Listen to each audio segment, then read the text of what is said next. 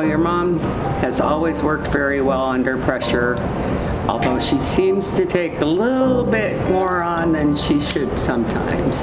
But that's part of what I love about her.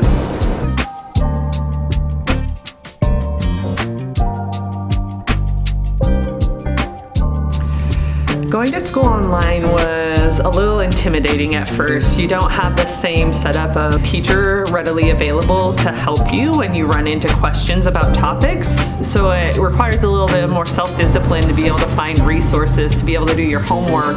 It worked out better for me until everything opened back up in my last 2 years of college, and then I was trying to juggle everything all at the same time. But I had a balance and I had a routine down after that first year where everything was kind of slower. So it let me know what my boundaries were and how to manage my time well and to be able to be successful in school. I do have intentions on getting my master's, and so I will not do that in the same way that I did my bachelor's degree. I intend on going back as sort of a continuing education style where I do a course a semester rather than doing a full coursework. It definitely cut into her socialization things.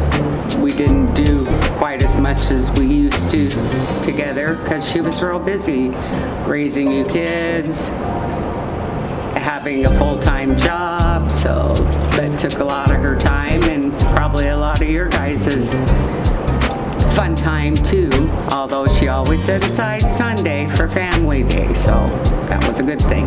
And then finding time to fit school in was really challenging for me. And if I would have just done school right out of high school, like most people generally do, you don't have all those other obligations of family and going to different things. So I had to make sure I tried to prioritize those things because family is very important to me, and still be able to prioritize my schoolwork too, because academic excellence is important to me, and it was important for me to do well in school as a personal goal. She worked really hard to get there. She probably would have stayed longer, but we didn't really have the finances. So she went on to do online schooling after being a mother and working full-time.